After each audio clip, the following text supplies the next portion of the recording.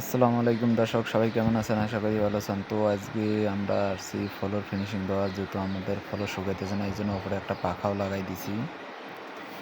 তো এখন ফ্লোরে উষা মারলাম। উষা মারার পর এইদিকে দেখেন মশলা কতটা বেঁচে গেছে। তো ওদেরকে আবার ওইদিকে গাঁথনি করাতে লেগে দিয়েছি। আবার ওইদিকে দেখেন ফ্লোর শুকাইতেছে একটু খুবই কম, এই জন্য দরজাটা একটু খুলে দিলাম।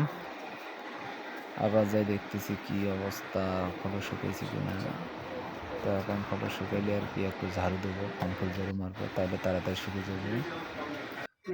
তো এখন এদের এইদিকে গাঁথনি করাইতে লেগে দিলাম। কাজে গেছি। তো গাঁথনি দুই এক কড়াই মশলা বেশি গিয়েছিল আসলে, এই জন্য আর কি এদেরকে এইখানে গাঁথনি করাইতে লেগে দিয়েছিলাম। এরা এইদিকে গাঁথনি করুক, এইদিকে আমি বারবার ওকে বলতেছিলাম যে দরজার মাপ ছাড়েন।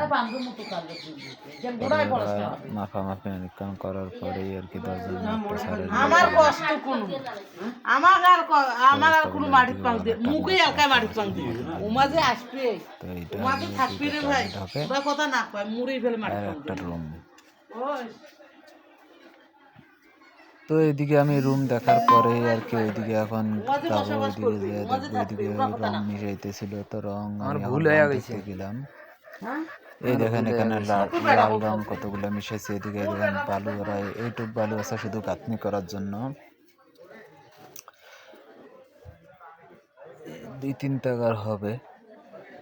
তো ভাই আমার পেজটা যারা যারা আমার ভিডিওগুলো দেখেন অবশ্যই একটু আমার সাপোর্ট করবেন। আপনারা যদি সাপোর্ট করেন একটু ভালো লাগে, সবসময় আপনারা চেষ্টা করবেন আমাকে একটু সাপোর্ট করার জন্য। আপনাদের সাপোর্টেই আর কি আমার ভিডিও বানাইতে উৎসাহ দেয়।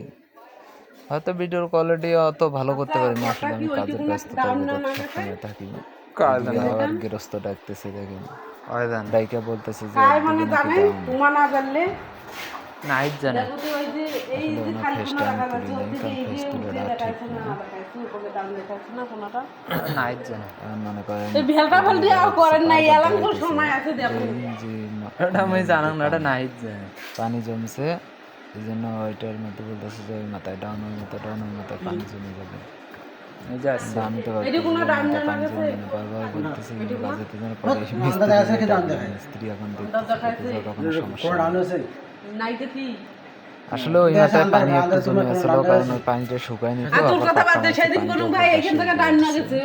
পানিটা শুকায় নাই। পানিটা তো শুকাইলে আর কিছু যে ফিনিশিং দেবো, খোলা ছাড়বো আর কি। তারপরে মানতেছে না, অনেক কান বুঝাবুঝি করবার তারপর আমরা এখন খোলা ছাড়তে আসলাম। দেখেন এখন খোলা ছাড়ছি, মাঝখানে একটা বল দিছি এবং সাইড দিয়ে লাল রং দিছি এবং তার মাঝখান দিয়ে আবার কালো রং দেবো আমরা। এই দেখেন। তো অবশ্যই ভিডিওটা ভাই আপনারা সবাই শেষ পর্যন্ত দেখবেন, কারণ ভিডিওটা দেখার পরেই আর কি কেমন হয়েছে অবশ্যই একটু কমেন্ট বক্সে জানাবেন। আপনার যদি ভিডিও দেখে ভালো লাগে অবশ্যই একটু কমেন্ট করবেন যে কীরকম হয়েছে ভিডিও। তো আপনাদেরকে শেষ ফিনিশিং একটু দেখাই। এই দেখেন আমাদের শেষ ফিনিশিং হবে এইরকম, রুমটা পুরোটা এইরকম হয়েছে। তো ভিডিও কেমন হয়েছে অবশ্যই একটু কমেন্ট বক্সে বারবার বলতেছি যে আপনারা জানাবেন। তো সবাই ভালো থাকবেন। আসসালামু